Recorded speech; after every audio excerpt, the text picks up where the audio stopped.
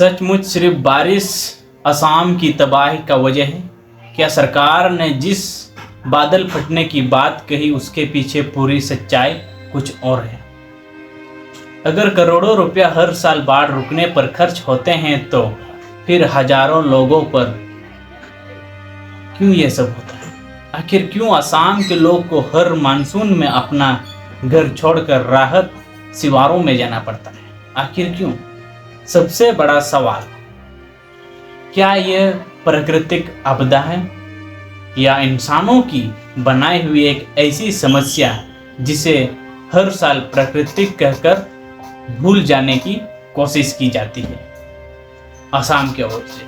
आज की इस वीडियो में हम डिटेल में फैक्ट और सरकारी रिकॉर्ड और विशेष रिसर्च करके बात करेंगे और समझेंगे कि आखिर असम में बार बार आने वाली बाढ़ की असली वजह क्या है। जब टीवी पर बाढ़ की तस्वीरें दिखाई जाती हैं तो हमें सिर्फ पानी दिखाई देता है, लेकिन उस पानी के छिपे और उसके पीछे हजारों परिवारों की जिंदगी, किसी का घर बह जाता है, किसी की खेती पूरी तरह खत्म हो जाती है, किसी का स्कूल बंद हो जाता है महीनों तक, कभी कभी तो 3-4 महीनों तक।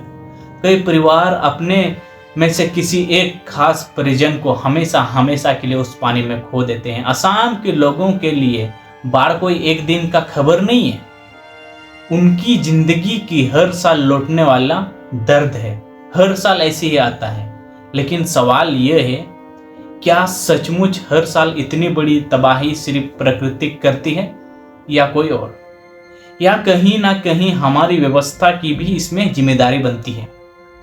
सोचिए, एक रात आपने सो रहे हैं घर पर, अचानक बाहर से लोगों की चीख चिल्लाने की आवाज सुनाई देती है। दरवाजा खोलते ही देखते हैं कि पानी आपके घर की ओर तेजी से बढ़ रहा है। कुछ ही मिनटों में सड़क गायब हो गया, खेत गायब हो गया, बिजली बंद हो गया, मोबाइल नेटवर्क बंद हो गया, घर डूबने लगा। 1 मिनट में सब कुछ खत्म होने लगा और पूरा गांव टापू बन चुका है। ऐसी कहानी सिर्फ फिल्मों में नहीं, असम के हजारों परिवार हर साल इसी सच में जीते हैं कि ब्रह्मपुत्र नदी और उनकी दर्जनों सहायक नदी मानसून के दौरान तेजी से भर जाता है। जब पानी अपने किनारों से बहकर निकलता है, किनारों से लगते हुए, तो पहले गांव डूबता है, फिर खेत डूबता है, फिर सड़क डूबता है और आखिर में पूरा इलाका पानी में घेर जाता है। असम भारत के सबसे अधिक बाढ़ प्रभावित होने वाला राज्य में से एक है। हर साल जून से सितंबर के बीच असम में बाढ़ आना ही है। मानसून के दौरान यहाँ बड़े पैमाने पर बाढ़ आती है, हर साल की बात है। इसके दौरान लाखों लोग प्रभावित होते हैं, कई लोग, हजारों लोग मरे जाते हैं, हजारों हेक्टेयर खेती बर्बाद हो जाते हैं उस बाढ़ में। स्कूल बंद हो जाता है, अस्पताल बंद हो जाता है, सड़कें कई दिनों तक बंद रहती है। विशेष बात यह है कि ब्रह्मपुत्र जो दुनिया की सबसे अधिक तलछट यानी कि सिल्टा लाने वाला नदी में से एक है, हिमालय से आने वाली मिट्टी नदी के तल में जमा हो जाता है। फिर धीरे धीरे नदी का तल जो है वो ऊंचा हो जाता है, नीचे बालू ऊपर जल हो जाता है। और जब भारी बारिश होती है तो नदी के पास अतिरिक्त पानी को संभालने की क्षमता कम हो जाती है। यही सभी बाढ़ की शुरुआत होती है।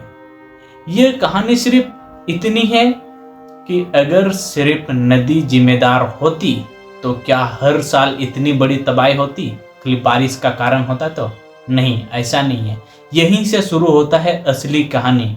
और सबसे बड़ा सवाल मैं आपसे पूछना चाहता हूं, जो आप देख रहे हैं, अगर हर साल एक जगह बाढ़ आती है तो इतने वर्षों में उसका स्थायी समाधान क्यों नहीं निकाला गया?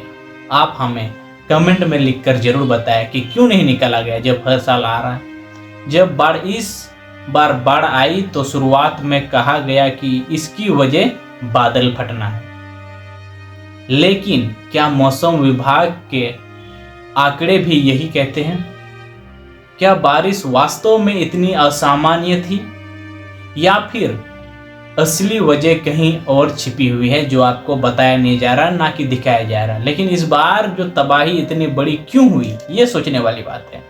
सरकार की शुरुआती प्रतिक्रिया कहा गया कि इसकी वजह बादल फटना है, लेकिन क्या सचमुच ऐसा हुआ था या फिर पूरी कहानी की सिर्फ एक छोटा सा हिस्सा था बादल फटना? आज हम फैक्ट के आधार पर ही बात करेंगे, सवाल का जवाब खोजेंगे कि आखिर असली वजह क्या थी। जब किसी भी इलाके में अचानक बहुत तेज बारिश होती है, किसी भी इलाके में हो, तो लोग अक्सर कहते हैं कि वहां पर बादल फट गया है इसीलिए अधिक बारिश होने लगा है। ऐसे बात नहीं है, लेकिन मौसम विज्ञान में बादल फटना एक सामान्य शब्द नहीं है, बल्कि एक विशेष घटना होती है। बादल फटना का मतलब आमतौर पर इसका मतलब है कि बहुत छोटे क्षेत्र में बहुत कम समय के भीतर अत्यधिक बारिश हो जाना। ऐसी घटनाएं अक्सर पहाड़ी इलाका पर ही देखा जाता है, जहां पानी तेजी से नीचे उतरता हो और अचानक बाढ़ या भूकंप का कारण बनता है, क्योंकि पहाड़ से तेज से नीचे पानी उतरता है। क्या असम में भी ठीक ऐसा ही हुआ? यही सबसे बड़ा सवाल है इस वीडियो का। यानी बारिश जरूर हुई, लेकिन सिर्फ बारिश के आंकड़ों से इतनी बड़ी तबाही की पूरी व्याख्या करना आसान नहीं है। यहीं से बहस शुरू भी हुआ। इसका मतलब यह बारिश जिम्मेदार नहीं थी, बल्कि सवाल यह है कि क्या बारिश के साथ दूसरी समस्याएं भी जुड़ी गई थी। यही वो बिंदु है जिस पर अब चर्चा तेज हो रही है। आज आप बताइए, अगर किसी राज्य में हर साल बारिश होती है तो क्या हर साल इतनी ही तबाही होना सामान्य बात है? आप हमें कमेंट में लिखकर बताइए। या फिर कहीं ना कहीं व्यवस्था की भी जिम्मेदारी बनती है, जबकि हर साल बाढ़ आता ही आता है। आप हमें कमेंट में लिखकर बताइए। एक बात समझना बहुत जरूरी है, बारिश होना और बाढ़ आना ये दोनों चीज अलग अलग है, बहुत अलग है दोनों। अगर किसी इलाके में पानी निकलने का रास्ता अच्छा हो तो भारी बारिश होने के बाद भी हालत जल्दी सामान्य हो सकते हैं, क्योंकि वहां पर पानी निकलने का रास्ता है। लेकिन अगर पानी के निकलने का रास्ता बंद हो तो नदियों की क्षमता कम हो जाती है, वो इतना कैपेसिटी नहीं ले जा सकता। सुरक्षा व्यवस्था कमजोर हो तो सामान्य से कम बारिश पर भी बाढ़ की रूप ले सकता है, भले ही कितना 2-4 घंटा बारिश हुआ है। यानी कई समस्या सिर्फ आसमान से गिरने वाली पानी नहीं होती है, बल्कि उस पानी को संभालने की व्यवस्था की भी बहुत बड़ी जिम्मेदारी बनती है। और यही कहानी एक नए मोड़ पर पहुंचाती है। मेरा मानना है कि किसी भी बड़ी बाढ़ के पीछे एक नहीं बल्कि कई कारण मिलकर काम करता है बाढ़ का रूप धारण करने में। नदी गोद जमा होना, प्रकृति का जल निकासी बाधित होना, बाढ़ सुरक्षा ढांचे का कमजोर पड़ना और तेज से बदलता शहरी और ग्रामीण निर्माण, अगर ये समस्याएं वर्षों तक बनी रहें तो एक सामान्य मानसून भी बड़े संकट में बदल सकता है। यानी सवाल केवल ये नहीं है कि इस साल बारिश कितना हुआ और कितना नहीं हुआ, बल्कि यह भी है कि पिछले कई वर्षों में तैयारी कितनी हुई। अब तक हमने साझा के केवल बादल फटना पूरी कहानी नहीं है, लेकिन अगर असली वजह सिर्फ बारिश नहीं है तो फिर है क्या? कारण क्या है बाढ़ आने का? क्या करोड़ों रुपए खर्च होने के बावजूद तट बांध वो कमजोर हो चुके हैं? क्या ऊंची सड़कें और खत्म होती है? क्या अधभूमियां अब पानी को रोकने लगी है? और क्या इसी वजह से हर साल लाखों लोग बाढ़ की मार झेलते हैं?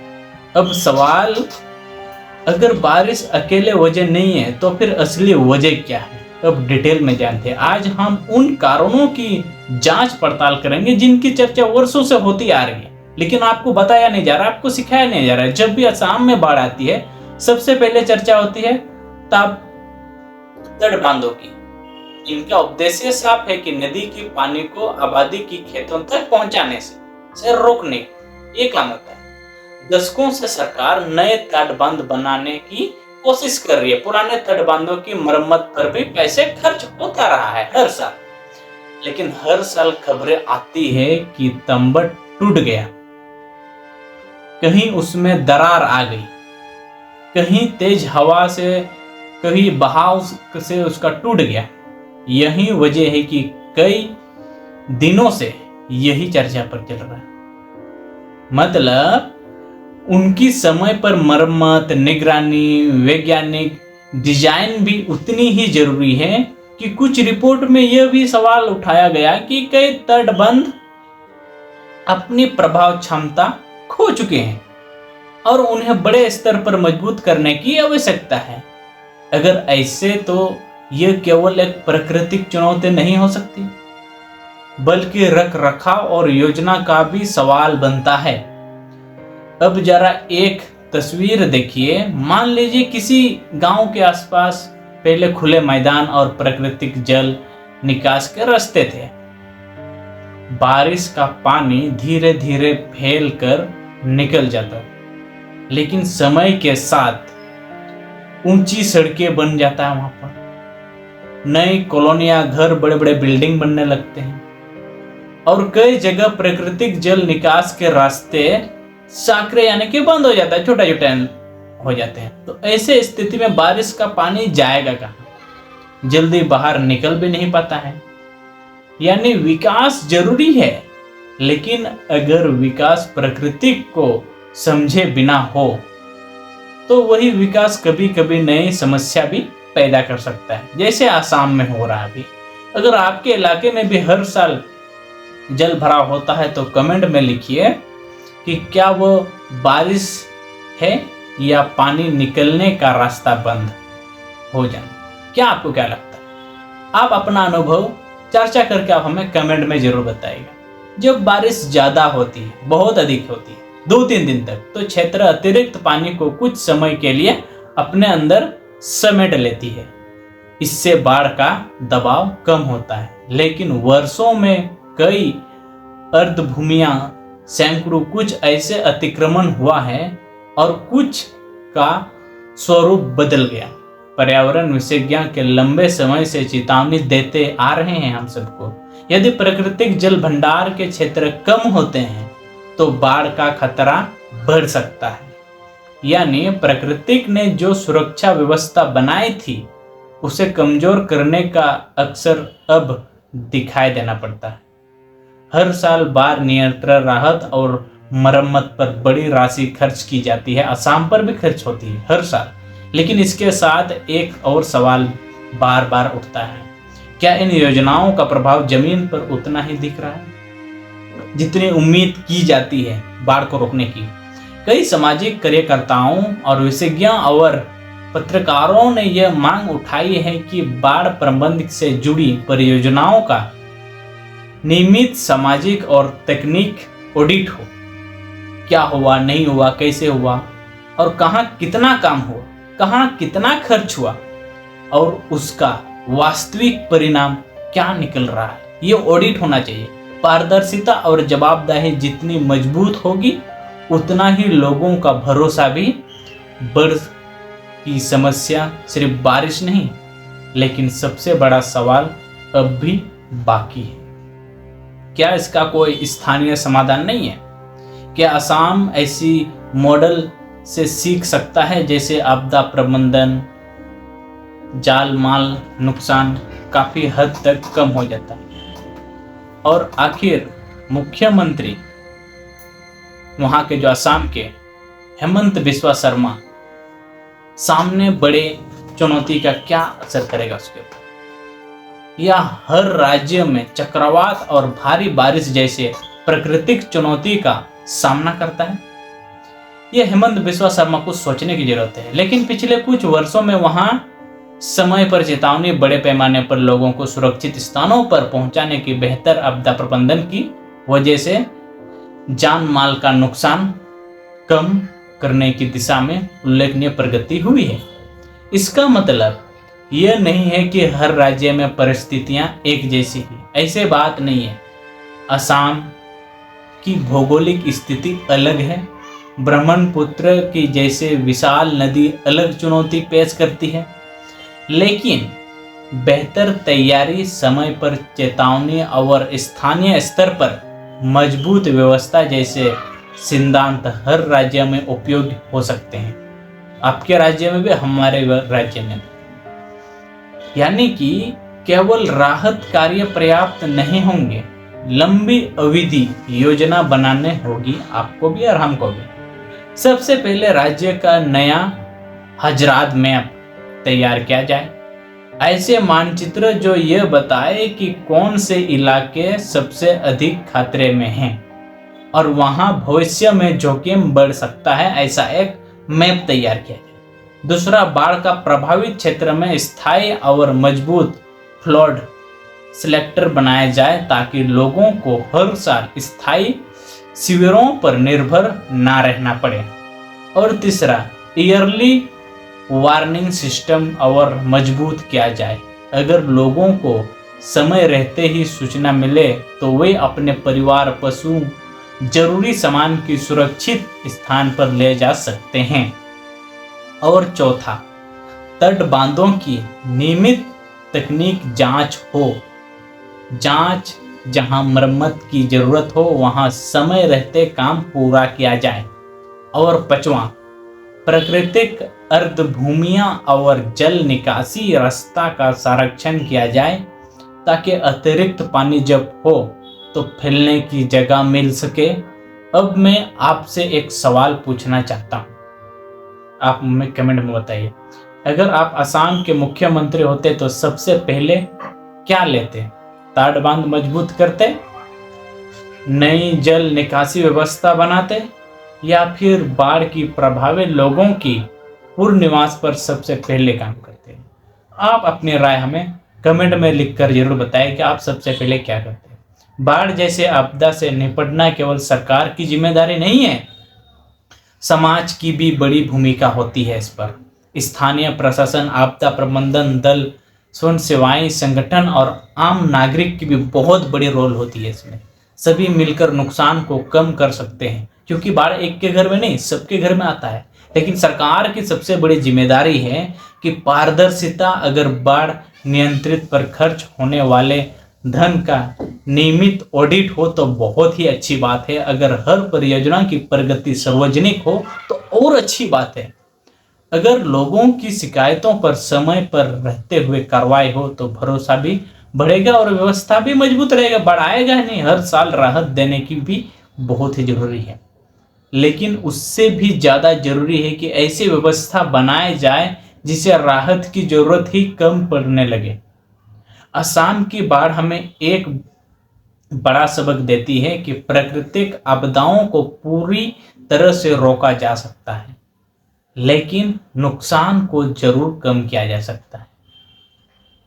इसके लिए विज्ञान आधारित योजना, मजबूत बुनियादी ढांचा बनाना बहुत ही जरूरी है।